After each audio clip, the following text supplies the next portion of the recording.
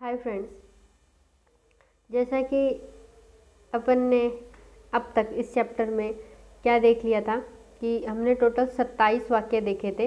मतलब हिंदी में वाक्य लिखे हुए थे, फिर अपन ने उनका इंग्लिश में ट्रांसलेशंस किया था। और मैंने जैसा कि बताया था कल आपको कि हम आगे वाले वीडियो में क्या करेंगे, इसका रिमेंबर वाला पार्ट देखेंगे ताकि हमें इस चैप्टर का जो सार है, जो मेन पॉइंट है, वो समझ में आ सके। तो आज हम इसका रिमेंबर वाला पार्ट देखते हैं। बहुत छोटा सा पार्ट है, हम इसको समझने की कोशिश करते हैं। देखिए क्या होता है कि प्रत्येक देश में सभ्यता और शिष्टाचार प्रकट करने का क्या होता है, अलग अलग ढंग होता है। जैसे हिंदी में क्या करते हैं, नाम से पहले क्या लगा देते हैं, जी लगा देते हैं। या फिर जो अपने से बड़े होते हैं उनको सम्मान देने के लिए, उनका आदर देने के लिए क्या करते हैं, हम बहुवचन जो शब्द होते हैं ना, प्लूरल जो शब्द होते हैं, उनका उपयोग करते हैं। लेकिन जो अपनी इंग्लिश भाषा है, अंग्रेजी भाषा है, देखिए वैसे तो हिंदी हमारी मातृभाषा है, हमारी राष्ट्रभाषा है, लेकिन अब अगर अपन इंग्लिश पढ़ रहे हैं तो ये जो इंग्लिश भाषा है इसमें क्या होता है, बहुवचन शब्दों का उपयोग नहीं किया जाता। इसमें कौन से शब्दों का उपयोग जाता है, सिंगुलर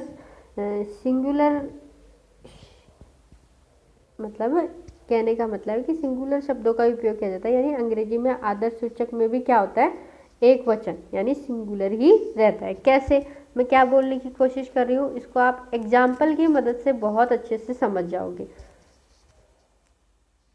जैसे एक वाक्य मैं आपके सामने लिखूँ, श्री केदारनाथ जी आए। श्री केदारनाथ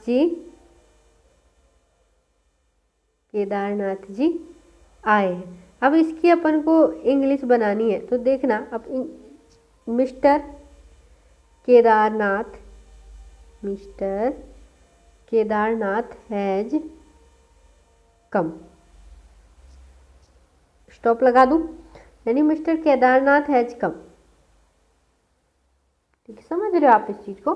तो आप अच्छे से देख सकते हो कि आदर सूचक में भी सिंगुलर ही रहा है इंग्लिश में। और अपन और वाक्य देखें, हिंदी में क्या होता है, तीन पुरुष, आपने तीन पुरुषों के बारे में सुना होगा हिंदी में, जैसे प्रथम पुरुष, मध्यम पुरुष और उत्तम पुरुष, सुना है ना ऐसे।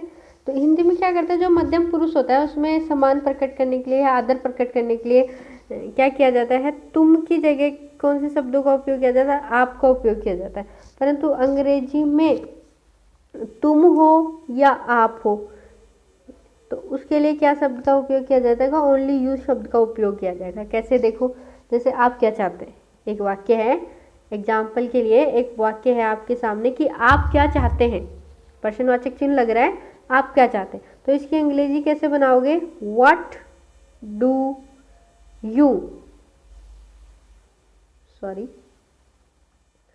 व्हाट डू यू वांट, यानी आप क्या चाहते हो, व्हाट डू यू वांट। देखा ना आपने, यू शब्द का ही प्रयोग किया गया ना, वाक्य क्या था, आप क्या चाहते हैं, लेकिन यू का ही उपयोग हुआ ना, तो ऐसे। और आप देखिए अन्य पुरुष जो होता है, इस प्रकार हिंदी में अन्य पुरुष में आदर की दृष्टि से वह के स्थान पे क्या उपयोग किया जाता है, वे का प्रयोग किया जाता है। जैसे वे रात को आ सकते हैं, हिंदी में तो वे शब्द का उपयोग किया है, लेकिन इंग्लिश बनाओ इसको, वे रात को आ सकते हैं, he may come at night, he may come at night. कहाँ हुआ है, ही का ही उपयोग किया गया ना, वह हो वे हो दोनों के लिए वे का उपयोग किया जाता है। समझ रहे हो आप, ऐसे। और देखिए वापस वही क्षमा मांगने के अर्थ में अंग्रेजी में कई शब्द होते हैं, उनके बारे में बताया गया। जैसे एक्सक्यूज वर्ड है, तो मैंने आपको इसको पहले भी बताया था, प्लीज एक्सक्यूज मी। एग्जाम्पल देखिए अच्छे से बताया ना था, प्लीज एक्सक्यूज मी, यानी मेरा फ़ोन आया है, मुझे फ़ोन उठाना है, आप इसके लिए मुझे क्षमा करें। तो आप ये बोल के आप बाहर जाके आराम से बात कर सकते हैं। इसके अलावा दूसरा वर्ड जो आपकी स्क्रीन पे दिया गया है वो है फॉरगिव।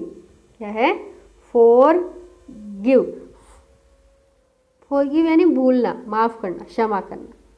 देखो फॉरगिव का उपयोग कैसे किया जाता है, यानी दंडित करने की भावना को सदा के लिए मन से निकाल देना, यानी किसी को दंड देना, किसी को पनिशमेंट देने की जो भावना है उसको हमेशा के लिए मन से निकाल देना और हृदय से क्षमा कर देना, हृदय से क्षमा कर देना। जैसे एक एग्जाम्पल अगर अपन देखें तो एक एग्जाम्पल है कि गलती करना इंसान का काम है, उसके बाद में कोमा, उसे क्षमा करना परमात्मा का। एक वाक्य है कि गलती करना इंसान का काम है लेकिन उसको क्षमा करना परमात्मा का। तो इसकी इंग्लिश बनाओ, तो कैसे बनाओगे? टू इरर इज ह्यूमन, उसके बाद में कोमा लगाओगे। To err is human, to forgive, आगे ना फॉरगिव वर्ड का उपयोग, to forgive is divine, to forgive is divine, यानी टू इरर इज ह्यूमन, उसके बाद में कोमा लगेगा, to forgive is divine. Forgive का उपयोग भी हो गया और दंडित करने की भावना को सदा मन से निकालने देना। तो to err is human, to forgive is divine, इस वाक्य को आप अच्छे से समझ सकते हैं। नेक्स्ट अपन ने अच्छे से पढ़ा था पिछले वाले वीडियो में, पार्डन शब्द है। जैसे अगला जो वर्ड है पार्डन, तो इसको अपन ने पहले भी पढ़ा था कि अपराधी को जो दंड मिला है उस दंड से अपराधी को मुक्त करना, है ना, अपराधी को मिले हुए दंड से मुक्त करना, उस केस में पार्डन शब्द का उपयोग किया जाता है। जैसे जैसे मेरी गलती के लिए मुझे क्षमा करें, प्लीज, मेरी गलती के लिए मुझे क्षमा करें, please pardon me, please pardon me for my mistake, mistake यानी गलती, please pardon me for my mistake यानी मेरी गलती के लिए मुझे क्षमा करें। अब अगला वाक्य है, देखो मैं आपको एक बात बता दूं, लास्ट में बता दूंगी, पहले आप ये देखो, मिस्टेक, गलत समझना, यानी गलत समझने के केस में मिस्टेक शब्द का उपयोग किया जाता है। जैसे गलत समझना यानी गलती से मुझे आप डॉक्टर समझ रहे हो, वाक्य है, एग्जाम्पल है मिस्टेक वर्ड को समझने के लिए कि गलती से मुझे आप डॉक्टर समझ रहे हो, मैं डॉक्टर नहीं हूँ। तो क्या कैसे बनाओगे इसको? Don't mistake me for a doctor, don't mistake me for a doctor, यानी मुझे आप डॉक्टर समझ रहे हैं गलती से, यानी गलती से मुझे आप डॉक्टर समझ रहे हैं, don't mistake me for a doctor. तो गलती की भावना थी ना, तो उस केस में कौन से शब्द का उपयोग किया गया? मिस्टेक शब्द का उपयोग किया गया। लास्ट है सॉरी, सॉरी वर्ड का उपयोग अपन ने देखा था, मुझे खेद है, मुझे देर से आने का अफसोस है, तो क्या बोलोगे? I am sorry. क्यों सॉरी बोल रहा है वो? For being late, I am sorry for being late, यानी उसको गलती से यानी उसको देर से आने का अफसोस है, I am sorry for being late. तो आपने देखा 5 वर्ड हैं जिनका उपयोग क्षमा मांगने के अर्थ में अंग्रेजी में किया गया है। एक्सक्यूज हो गया। अब इन 5 को एक बार लिखते हैं, फिर मैं आपको एक काम की बात बताती हूँ।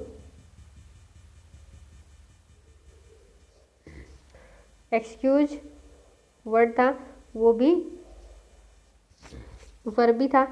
फॉरगिव था, उसको भी वर्ब भी था, वो भी वर्ब भी था। पार्डन शब्द था, वो भी वर्ब भी था।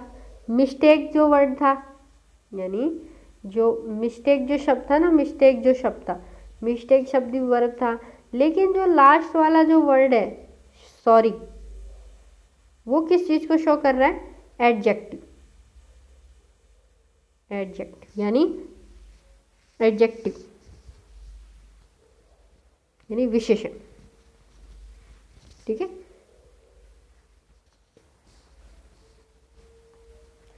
ठीक है। एक्सक्यूज, फॉरगिव, पार्डन, मिस्टेक, ये तो किस में आ गए? वर्ब में। और सॉरी किस में आ गया? एडजेक्टिव यानी विशेषण में आ गया।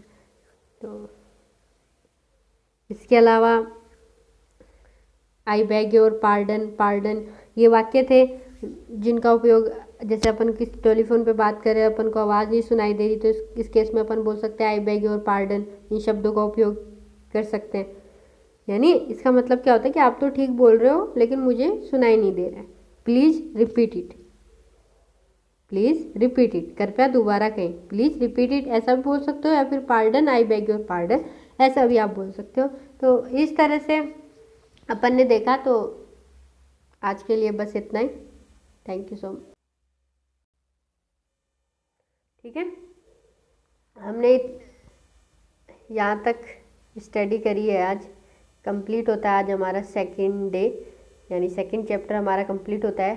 कल हम थर्ड डे स्टार्ट करेंगे, जिसका नाम मैंने बताया था एक्सक्लेमेशन, यानी भावबोधक जो शब्द हैं उनका उपयोग करना अपन सीखेंगे कि कौन कौन से शब्द होते हैं जो भावबोधक के अंतर्गत आते हैं, या कौन कौन से वाक्य होते हैं जो भावबोधक वाक्य के अंतर्गत आते हैं। तो ठीक है, आज के लिए इतना ही। कल फिर मिलते हैं अपनी नई वीडियो में। Thank you so much. हाँ, आपके सामने नोट्स रख देती हूँ ताकि आप आराम से नोट्स वगैरह बना सकें। तो ये रहे आपके सामने नोट्स। तो आप इन नोट्सों को आराम से स्क्रीनशॉट लेके इन नोट्सों को आराम से लिख सकते हो, पढ़ सकते हो। ठीक है, आप ज़्यादा से ज़्यादा समझने पे फोकस कीजिए, क्योंकि नोट्स तो मैं शेयर कर ही रही हूँ।